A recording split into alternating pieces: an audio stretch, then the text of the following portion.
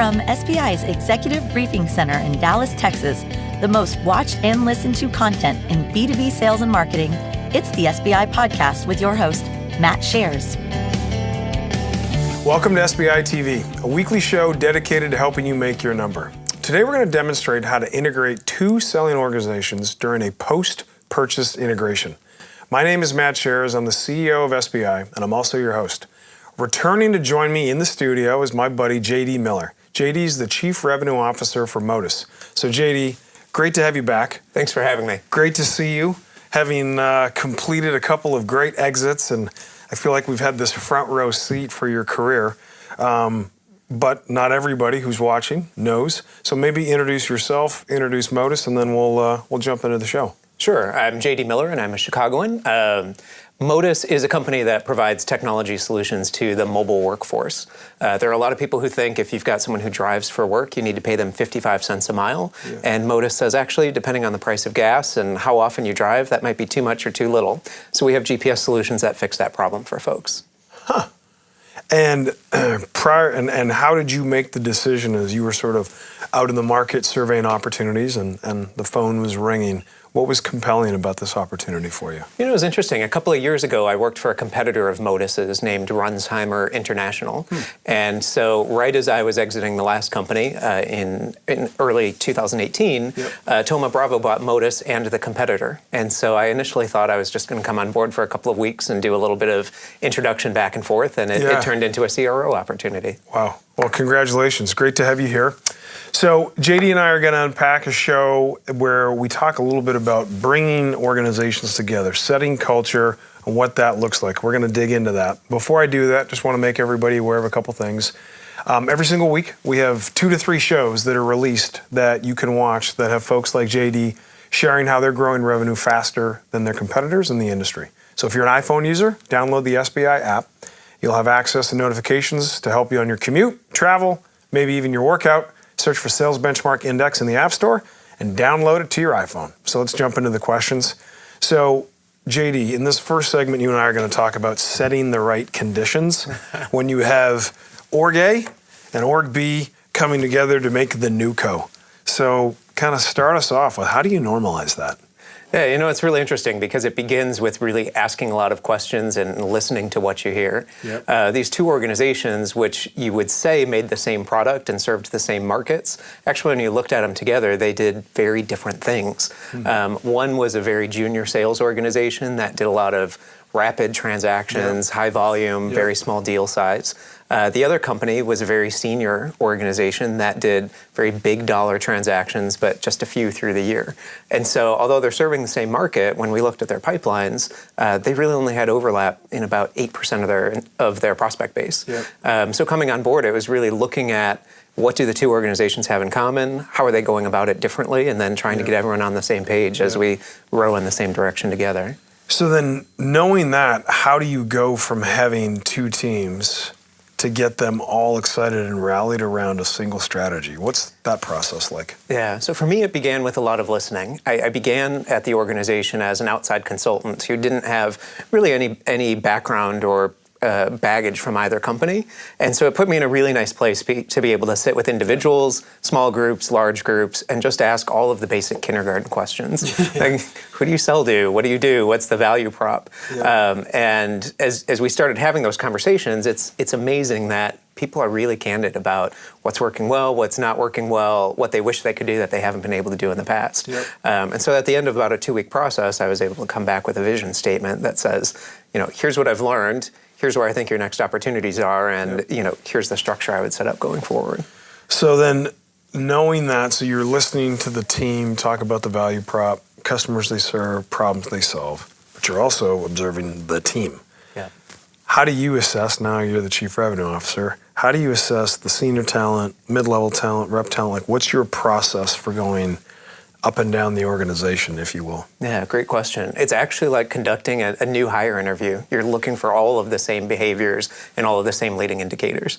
Now, on the sales side, you have some data about past performance. And so that's a piece of the story, being able to look at did you meet your quota, and how many quarters have you been here, and how that's working. Yep. But as you know, kind of the performance environment also can influence that. No so doubt. I might be a terrible sales rep in an awesome patch, and my numbers are going to look really good.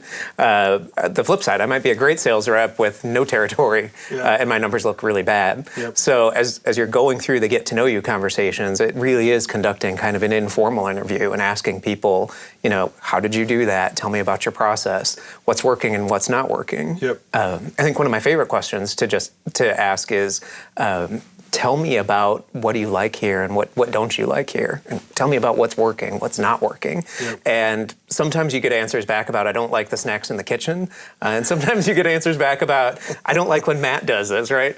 And you get people's names, and so that can kind of guide you down the path too of where you might need to do some more talent assessment. So I guess last question in this segment. You're going through your listening tour, if you will, right? You're asking your questions, you're evaluating the people. How do you then determine purpose and accountability on a ground-up standpoint? Because I think the misnomer of top-down says, I've got to put this organization together with this organization. Here is the big sort of elements of our deal thesis and why we did it and all the synergies we can get and how big the market becomes and all of that. But when you boil it down, what's changing at the ground level of either that junior team interacting with new customers with a different brand and a different set of offerings, or the senior team may be becoming more transactional. How do you work through that purpose and accountability element? Sure.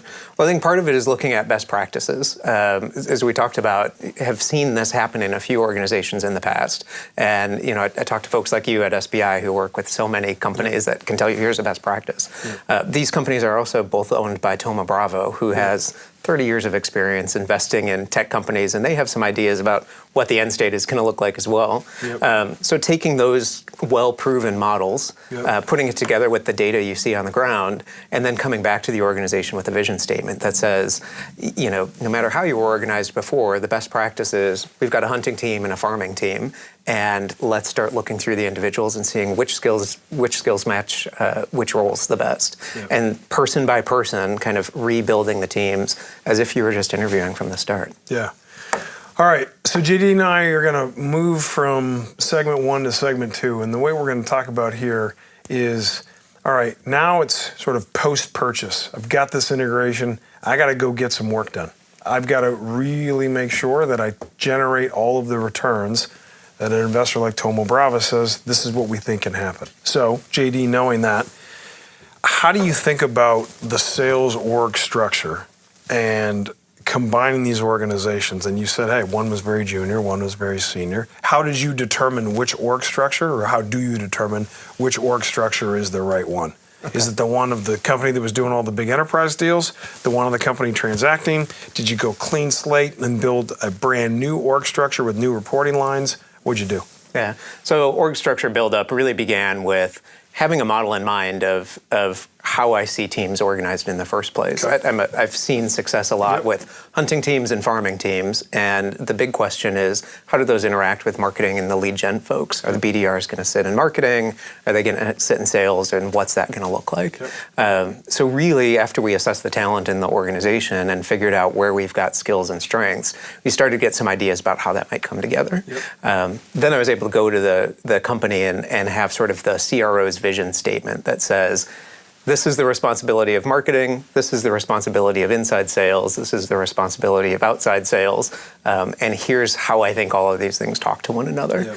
And then, kind of enrolling each individual in a place there and getting them on board with the mission and the vision and the values of the company so that they're pointed off in the right direction. How about bringing together the pipelines?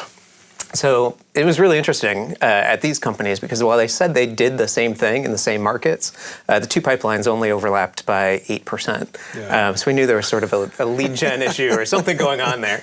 I'm laughing because whenever we do so much diligence as a firm, and whenever we do it, there's synergy analysis and then there's dis-synergy analysis, and you want to answer those questions. Right, relative to that, and everyone's like, these guys are probably bumping into each other, and then you look, you're like, oh my goodness, these companies are totally coexisting in the same market with only 8% overlap. Exactly right. So, I recruited a couple of different folks, the legacy Salesforce administrators from both sides, and then an up-and-coming leader in the organization to really head up sales operations, to then dive into what do those data tell us? What's the story behind that? And what we found is kind of the cultural go-to-market differences. You have all of a sudden a very senior selling team that's going after really big accounts, and a more junior selling team that's going after smaller accounts. And so, technically you bring the two Salesforce systems together so you have a single dashboard, but it also sort of educated us about different sets of the market, and then ultimately how are you going to organize these teams with territories and geographies and things of that nature. And then last question in this segment, if you think about sales process, and somebody might not have one, somebody might be using a custom built one, somebody might be using bits of Challenger, somebody might be using Taz. There's all these either off-the-shelf methodologies, custom methodologies, no methodology. What do you do to standardize the actual sales process that the team is using? Yeah. So we bring together the sales leaders, and first, again, pretending I'm that kindergartner, saying, I'm a new hire. Tell me, how would you have trained me to be a sales rep? What are your stages? How do you do deal qualification? And just kind of taking those notes. Ultimately, then I was able to line them up side to side and say, well, you both have a 5-stage sales process. You call these things different things. Actually, your stage 1 is your stage 3, so maybe there's a little shift there. And then what was really important is putting it back in a language that would be new to both organizations, because I didn't want the legacy of the past to confuse. Actually, now that this is our new methodology, and I brought my own kind of favorite stuff there too. Here's what you used to call it, this is what it is now, so that we've all learned together and we can all collectively become one new Salesforce with the same kind of qualification process and stages and so on. So what JD's describing, something I call the red wagon effect, and JD's ensuring that he doesn't do that. And what the red wagon effect says, if you think back to when you were a kid and you show up at the playground and you got your red wagon and inside that are all your toys. People love to unpack what they've done in the past out of their red wagon and impart that on the future, as opposed to saying, I've got these two organizations that have come together. I've now got a new commercial orientation. What's the right sales process for this new combined entity that's got this wide set of offerings for these customers? And the value of what JD talked about is, I'll take the greatest from one and the greatest from the other. I've got ideas, but I still got a clean sheet of paper that ensures I've gone on my listening tour and I understand what's required. One of the top 3 mistakes chief revenue officers make when they get into a new role is the red wagon mistake that I just described. Don't do that. All right, so segment 3, our last one. JD, we're going to talk a little bit about the concept of being a CRO versus head of sales. Okay. Because you got the whole revenue supply chain, absolutely, as I like to call it, right? And it's a supply chain. You got to allocate people, money, and time against the entire thing, which includes marketing and brand and enablement. So talk a little bit about that and almost even your history of growing up and being able to be the CRO, which is different than the CSO, and then we'll talk a little bit about what you're doing at Modus. Sure. Yeah, so I grew up really through the sales organization, and I thought that was difficult when you have a number that you've really got to deliver. You get in trouble if you don't. And then through my career, I got really interested in kind of lead gen and started to collaborate really closely with the marketing side of the house. And then when I learned what a CMO does, I realized the salespeople have it really easy because the CMO has such a breadth of responsibilities, from brand management to lead management, investor relations, internal communications sometimes. And it's a laundry list of responsibilities there. So really bringing those together under the CRO organization is interesting. I do it with an orientation towards, the revenue piece. So how does marketing influence revenue? How does sales play with that? And we've been talking a lot about kind of the smarketing organization as my unofficial title is, head of smarketing, which is sales and marketing coming together. Beautiful. How about multiple brands into one integrated brand? How do you think about that? Because folks that have historically grown up in sales, then learned marketing on a revenue orientation, don't always have a great strength relative to brand awareness, brand messaging, brand positioning. How have you unpacked that challenge? Yeah, great question. Well, I'm fortunate enough to have a very strong marketing leader as a colleague who's teaching me the things that I don't know. For us, it's a company called Modus coming together with a company called Runsheimer. And Runsheimer was a family name. People didn't know how to pronounce it. They called it Runzenheimer and Runtimer, and the family is no longer with the business. So it was a pretty simple question for us to answer. That brand goes away, and we'll stick with the kind of 5-letter Modus as an easy thing to rally around going forward. Got it. And then last question, you talked about this revenue orientation. I'm a big believer now that the days of sales enablement are long gone. It's now revenue enablement across the entire revenue supply chain, which includes marketing, some level of business development, the hunting team, then you move into account management, customer success, and then you make that loop. So it's full of revenue enablement. So as you sort of think about putting the right people in the right roles to now bring this entity together to go and drive above average growth, any sort of key learnings as the CRO as you've looked at that, as you think about the role of marketing, the role of sales, the role of enablement that sort of brought it all to bear? Yeah, so we've spent a lot of time actually just talking about the total customer life cycle. Yeah. And again, beginning with that kind of kindergartner orientation of what's it like to be a customer here? Yeah. How did I first learn about you? What did I read from you? How did you onboard me? Once I became a customer for 2 or 3 years, what was that experience like? And we wound up putting a whole bunch of sticky notes on a big bulletin board, kind of following that customer's journey. And then that really led us into a nice conversation around, okay, so now you're in marketing or you're in customer success, what part of the journey can you most impact, and kind of translate that into KPIs and responsibilities we look at. So what JD is talking about there is taking a grounds up approach to customer experience. Those of you that are watching and listening, if there is a trend that is sweeping revenue organizations and CEOs right now, especially in private equity owned companies, it's the concept of customer experience. It's not just good enough to deliver a customer outcome.